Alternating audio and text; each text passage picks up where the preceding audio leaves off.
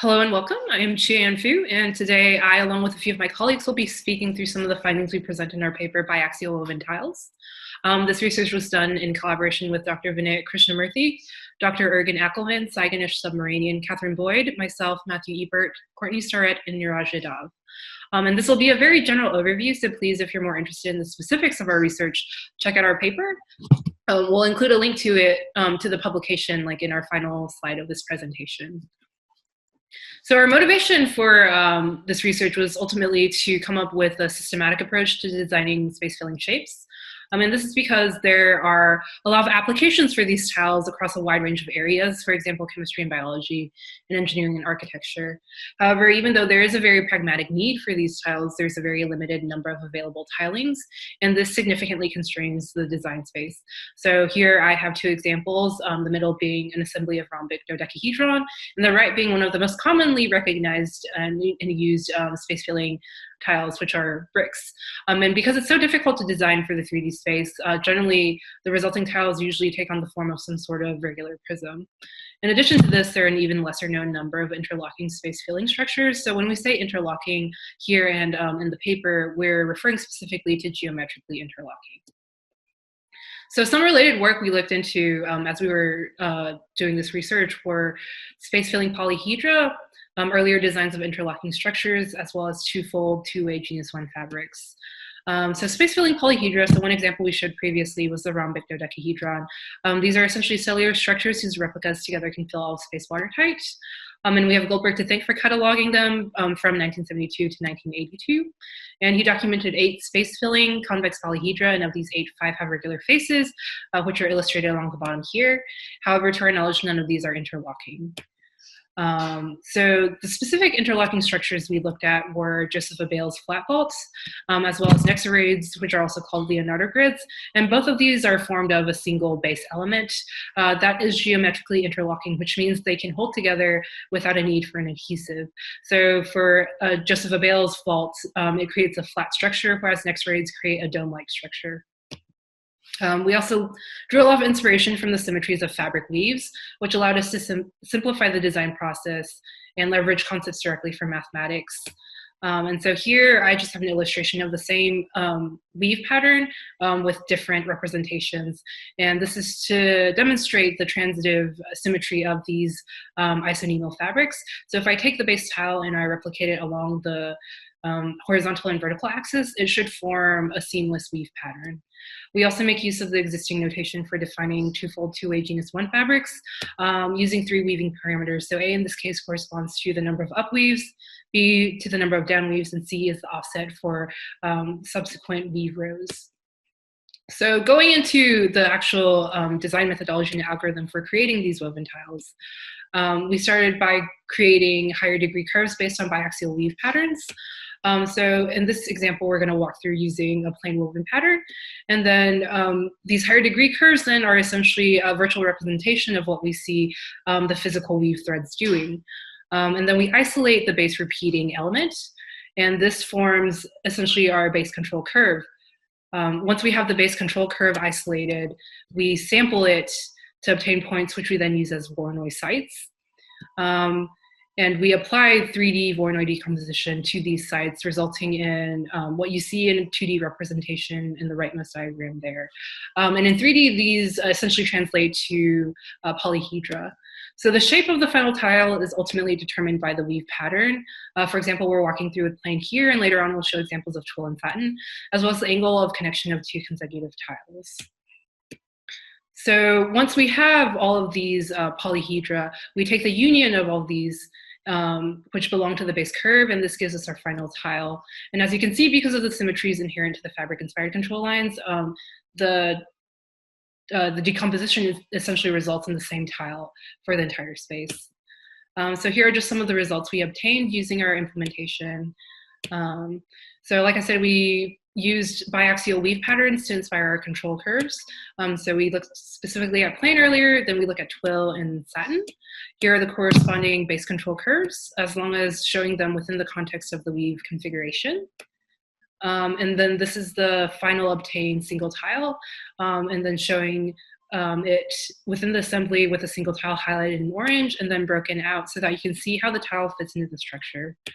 We also look at the results of different connection angles. So this is with a 45-degree angle plane weave pattern in the resulting tile, and then with a 90-degree connection angle in the resulting tile. So you can see, because of how the Voronoi sites are partitioning space, you end up with slightly different tile shapes. And now I'll pass it on to my associate, Matthew Ebert, to talk through some of the physical findings. Thank you. Howdy, my name is Matthew Ebert, and I'm going to talk a little bit about fabrication in physical assembly. So with our methodology of producing shapes, we can also produce physical models of the shapes and experiment with how the structures physically interact. In this section, we're going to explore interlocking and the idea of chirality. So we show the fabrication of these tiles with a variety of materials and methodology. We can 3D print using standard resin, which can be used to cast wax and silicone rubber. The wax tiles were used to cast aluminum tiles via the lost wax casting process. Because of their symmetry properties, these tiles can be assembled in more than a single configuration, as shown with the plain woven tile. Certain configurations can even create loops that are self-interlocking. For these cases, we need at least one flexible piece, which is shown now, to lock the pieces together, as shown with the plain woven tiles.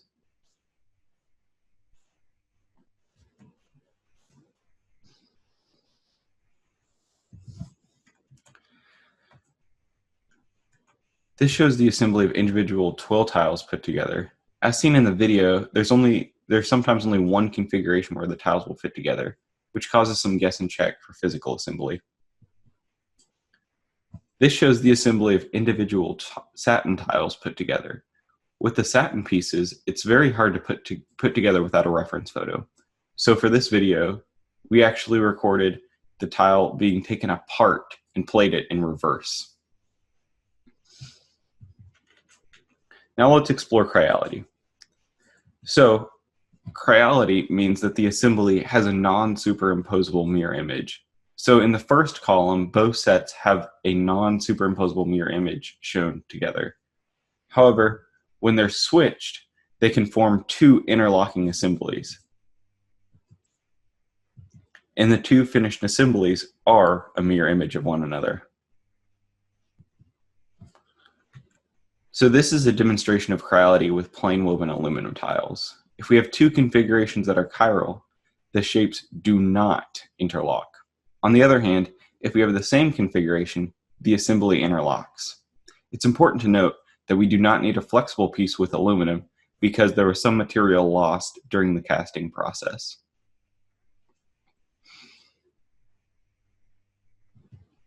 Now I'm going to hand it on over to my colleague Sai to explain structural evaluation. Thank you. Thank you, Matt, for talking about the fabrication and physical assembly of woven tiles. I'm Subramanian, and I'll be discussing about the structural evaluation of woven tiles. A lot of literature that analyzes the mechanical behavior of the woven fabric exists, and similarly, we seek to do a structural evaluation with space-filling woven tiles. For this, we created threads of woven tiles for plain, twill, and satin, and created an 8x8 assembly out of this. The dimensions of the unit tile were ensured to have the same volume for a fair comparison. We simulated the mechanical response with the help of finite element analysis, or FEA, and recorded the stress values in two main conditions: normal loading, where stress is normal to the plane of the assembly, and planar loading, where stress is applied in one of the orthogonal directions along the plane. The simulation was essentially a static structural analysis where appropriate facets of the assembly was grounded. A force of 1 Newton is applied across all simulations for a fair comparison. And material property of PLA, or polylactic acid, was used, and all contacts were made frictionless. These are the results that we obtained for planar woven tiles. We find that the constant stress region, or the iso contours, is actually orthogonal to the direction of the applied load, as we can see over here. And we find that there is a checkerboard pattern both in planar and normal loading cases, which is similar to the geometry of the plane weave itself. So if you take a piece of twill fabric and have a closer look at it, you will be able to see some lines in the fabric. And these lines are in fact diagonal to the direction of the weave itself, as you can see over here. And interestingly, the stress contours that we obtain in twill woven assembly in the case of planar loading is orthogonal to this diagonal that we see in the twill fabric. And thus, here also we find that there is some relation with the weave pattern. Satin, on the other hand, has stress concentrated at the point of application itself in the case of normal loading. And this can be related to the unstable nature of satin fabric itself, which snags easily because of long floats. So comparing across the stress in planar loading actually showed that the twill woven tiling has the lowest average stress, which is comparable to that of plain woven tiling. However, satin has the highest average stress and also the highest stress range as well, which is basically the maximum minus minimum, which is by a significant order of magnitude higher than the twill and plain. So this shows that satin has some undesirable stress concentration, which is expected as satin weaves themselves are unstable. Please refer to our paper for a more detailed analysis of normal loading as well. To conclude, we will brief through some of the limitations and see the future works. So although our method can be used to obtain space-filling tiles with any weave symmetries, there are some limitations to our geometric modeling methodology. Firstly, we just explored just flat or planar shapes, but this can be extended to obtain even dome, toroidal, or even cylindrical shapes. Secondly, we have restricted to just two-way two-fold weaves, but this can be extended to two-fold fabrics in general. And thirdly, our method is sensitive to the discretization of control curves. One can simply sample a large number of equidistant points along the control curve to get a smooth geometry, but it always comes at the cost of increasing time complexity, given that we are using 3D Voronoi for computation. And thus, we should have a method to distribute minimum points while not compromising on the mesh quality. In physical evaluation, we have just investigated 3 shapes, but an even more rigorous analysis is necessary to characterize the mechanical behavior of the entire design space. Future directions. The two-fold fabric structures in general, as we know, are much richer than just two-way genus 1 fabrics, which we have explored in this paper. And with graph rotation systems, we can extend this to create knots and link by using orientable two-manifold meshes as guides. And with these knots and links as control curves, we can extend our design space beyond what we have explored in this paper. Chirality. We have seen that specific configurations of individual tiles show chirality. But in the future, we can develop a complete characterization of chirality of woven tile, not just for plain twill and satin woven tiles, but possibly beyond. Geometric interlocking. We have seen an example of a plain woven tile with one flexible element, but to extend this further, we have to determine what configurations are locking and what is the minimum number of flexible or compliant element that is necessary to make the assembly possible on the first hand. And lastly, our overarching goal was to see how geometry affects the mechanical behavior. But our ultimate goal is to have a system where a designer can come and give some kinematic or force constraint, and we generate the geometry automatically.